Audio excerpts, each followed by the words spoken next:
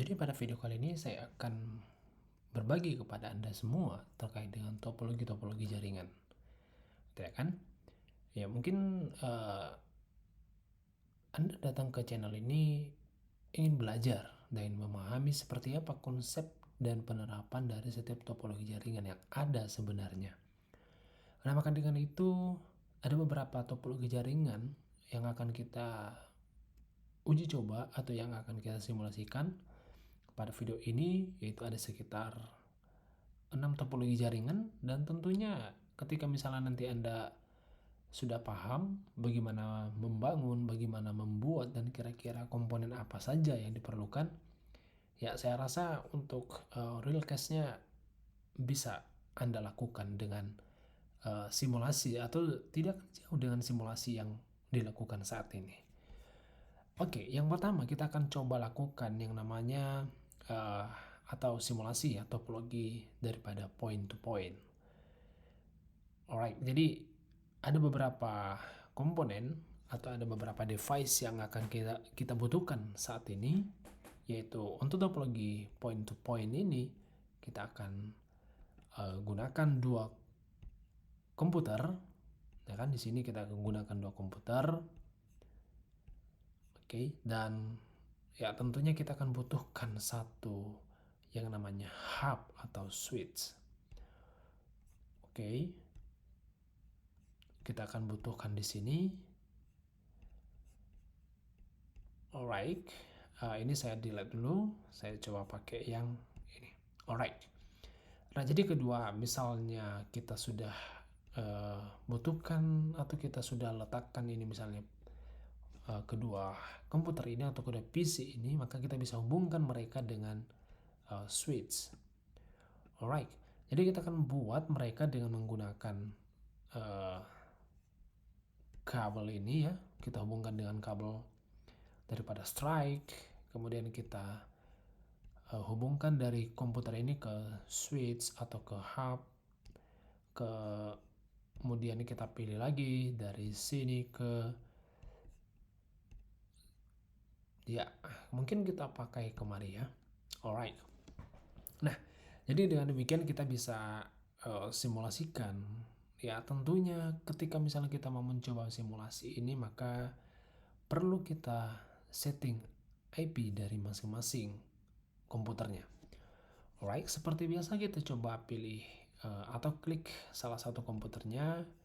Nanti sebuah pop-up atau dialog akan ditampilkan, di mana di situ kita ada disajikan beberapa menu dan ada sebuah IP configuration yang akan kita gunakan untuk menyeting IP dari masing-masing komputer yang kita gunakan. Oke, untuk format IP-nya kita akan gunakan 192.168.0 dan 1. Untuk subnet masknya juga sama, dan begitu juga komputer yang kedua. Right, 192.168.0.2. Alright. Nah, ketika misalnya sudah berhasil gitu ya kan, ketika sudah berhasil merancang ini, maka apa yang kita lakukan ya kita akan coba ping gitu ya kan. Kita akan coba ping dari komputer 2. Oke, kita akan coba ping apakah sudah terhubung atau belum. Oke, jadi kita akan coba buat ping IP daripada komputer ini 192.168.0.1. Alright. Nah, karena ada replay dari hasil ping tadi, artinya komputer ini sudah terhubung dengan benar atau koneksi atau langkah yang kita lakukan tadi itu sudah benar. Nah, sekarang kita coba balik, ya kan? Kita coba ping untuk komputer yang kedua. Kita coba ping 192.168.0.2. Sorry, ini harusnya 2. Alright. Nah, ini juga sama, ya kan? Mereka sama-sama menghasilkan sebuah replay.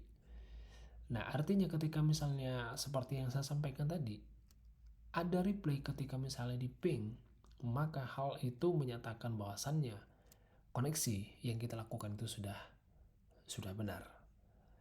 Alright. Jadi untuk topologi point to point saya rasa sudah clear masalahnya. Dan selanjutnya kita akan praktekkan untuk topologi bus. Alright. Nah, untuk topologi bus sendiri, ya kan? Oke, ini kita bisa geser dia dulu karena ini sudah clear gitu ya kan. Nah, untuk topologi busnya kita akan coba gitu ya kan. Nah, tentunya kita butuhkan di sini ada banyak komponen, ya kan? Kita butuh sebuah server, ya kan? Kita butuh sebuah server dan tentunya kita akan butuh beberapa switch, ya kan? Beberapa switch. Nah, artinya kita akan coba panggil dari switchnya tadi, kita akan pakai di sini. Ini di sini satu. Kemudian kita tambahin lagi switchnya karena kita akan pakai untuk menghubungkan beberapa komputer, ya kan? Alright. Jadi ada 3 switch, ya kan? Ada 3 switch dan kita akan butuh komputer.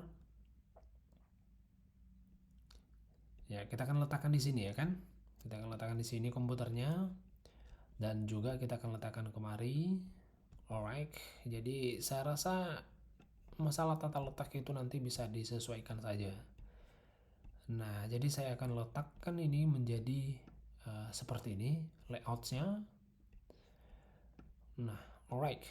Nah, ketika misalnya kita mau menghubungkan antara switch to switch dan kemudian dari komputer to switch, kemudian dari server to switch, maka kita akan butuhkan, ya kan? Kita akan butuhkan sebuah kabel, ya kan? Dari sini kita akan pasangkan dia ke 1, 0 gitu ya kan? Dari 0 per 1 tadi ya. Nah, kemudian dari sini kita akan pasangkan ini menjadi kalau yang pertama tadi kita pakai strike dari server to switch, kemudian dari switch to switch, to switch, kita akan gunakan yang namanya cross. Alright, kita akan gunakan di sini to, kemudian gunakan to, dan juga di sini kita akan coba gunakan switchnya di sini. Ini untuk to dan alright. Nah, kita sudah menghubungkan dari server switch to switch sampai ke switch terakhir. Nah, selanjutnya kita akan coba hubungkan antara komputer to switch. Alright, jadi kita pilih ke sini dan kita letakkan ke mari, ya kan? Nah, jangan salah pilih, ya kan? Jangan salah pilih untuk LAN card-nya. Sorry, bukan LAN card.